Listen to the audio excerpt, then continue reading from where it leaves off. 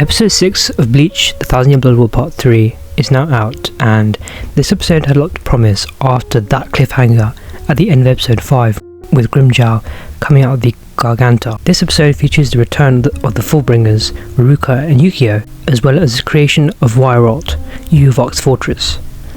So let's dive into episode 6 of Bleach, Thousand Year Blood War Part 3, The Holy Newborn. Right away we are thrust into the Soul Society, with Urahara and the other Soul Reapers preparing to open the gate that leads to the Royal Palace, using orbs very similar to when Ichigo and his friends were receiving training from Shiba during the Soul Society arc, before we then transition to where we left off last time, as Grimmjow emerges from the Garganta, and not 5 seconds later immediately starts talking shit, digging up his past as rival Ichigo, until he's interrupted mid-speech by Nelio, who flies boobs first in Ichigo's face, prompting some very embarrassing reactions from Orihime.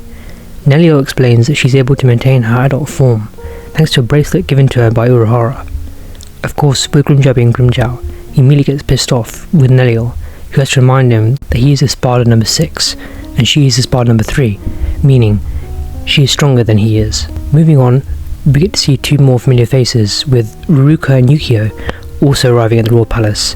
As the group enters Yukio's domain, we're given a brief explanation by Yurichi on the value of screams, which may also confirm that Bleach Movie 1, Memories of Nobody, is canon, as it also has the value of screams in it.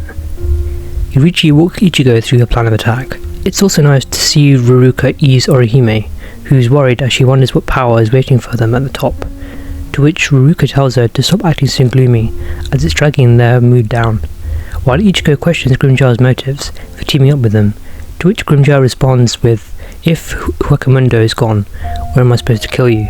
which is a perfect Grimmjow response. Back in the Soul Society, Urahara and Captain Mairi have managed to successfully open the gate that leads to the Royal Palace, thanks to Mairi's spirit amplification device, allowing the Goto 13 to pass through the gate and into the Royal Palace. Now at the Royal Palace, we finally see YHWACH'S form after he has fused with the Soul King, and he looks very menacing. His appearance is enough to frighten Laklavar, who immediately becomes shook of what he is seeing with his own eyes. YHWACH then begins the creation process for Wahrwelt. Inside Yukio's domain, there's time for Yurichi to lay down a plan of attack with Ichigo, which involves him firing off a powerful Getsuko attack, while the rest make sure to provide cover fire for him. As they reach the top, they're greeted with a sight that's very strange to them, as they all begin to realise very quickly that this is not the Royal Palace that they're standing in. At the same time, Shunsui and the other members of the Goto 13 have also arrived at what they think to be the Royal Palace, only to be met with the Quincy town, before the confusion ends and both teams come to the realisation that they are not in the Royal Palace anymore. What was once the Royal Palace has been transformed into a Quincy stronghold, with the 5 cities of Squad Zero merged together to look like a Quincy cross, complete with the black sky and dashes of purple. The episode wraps up inside the castle, with the Shoestaff kneeling in servitude to YHWACH, who sits atop his throne. He is then informed by Hashwath that Ichigo, as well as members of the Goto 13, have arrived at Wahrwelt.